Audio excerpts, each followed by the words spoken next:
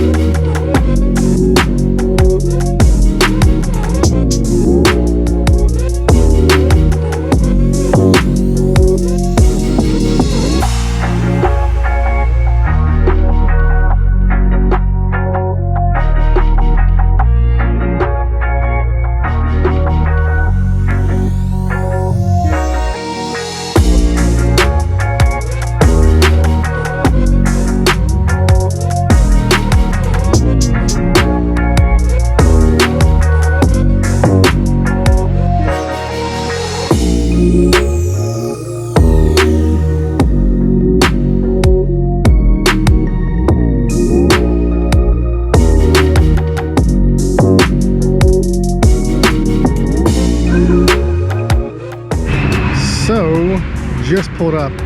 I wonder if there's anybody I know here. We're about to find out. Got ourselves a Cobra with the blower on it. Clean.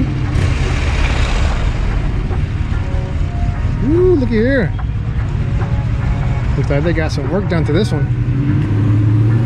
Looking good. He's ready to street race. He's got the hooshes on there. If I break down, I get this taxi right here.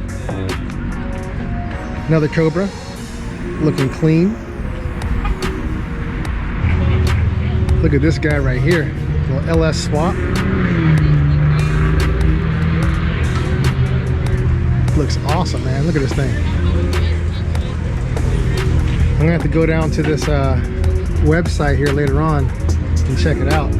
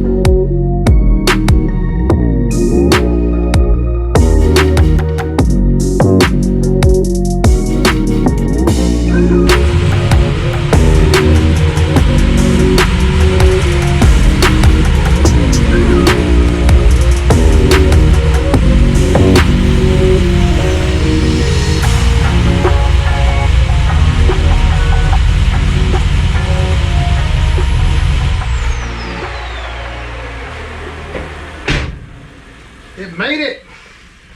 All right, so the first outing went way better than the last outing when the motor had to come out and go back to the machine shop. So we're definitely on a lot better approach to getting this guy doing full rips. The carburetor is definitely going to need some fine tuning. I went ahead and just pulled a plug just to make sure I wasn't stupid fat just putting around, and it looks like it's pretty good. I don't see any loading up or any oil on this one. I'm going to pull them all out later on, and I'll check them all out and make sure all the cylinders are doing okay. But, you know, so far, so good. The only thing I did notice, which is not really a big concern to me, after it warms up and if you're in gear and the RPM goes around like, 900, it'll go to around like, 20, 21 PSI oil pressure. But the moment you take it out of gear and you put it, in neutral and it goes to like around 1200, it'll immediately shoot right up to like, 35. And the LT1 never really had that issue, but the 355 that I had was always kind of like that. It would go below 20 PSI. It would go all the way down to like, sometimes like 15. But the thing is that motor always stayed consistent. The oil always looked good. And I literally ran the piss out that 355. And it's in my buddy's car right now. It's a trooper. It's still going. So as long as your oil pressure comes back up and it's like, around 55, 60 cruising down the highway, you're probably pretty darn good. I'll just keep an eye on it.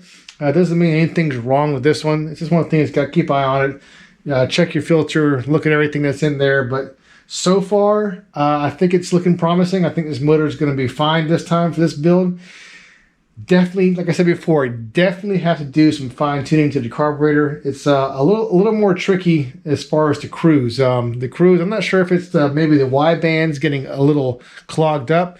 So I do have a new wideband right here. So, because like I said before in my other videos, you really can't completely trust the wideband for your cruising and part throttle stuff. Even wide open throttle. If you put a brand new one in there and it's reading pretty good, you're probably going to be pretty accurate on that.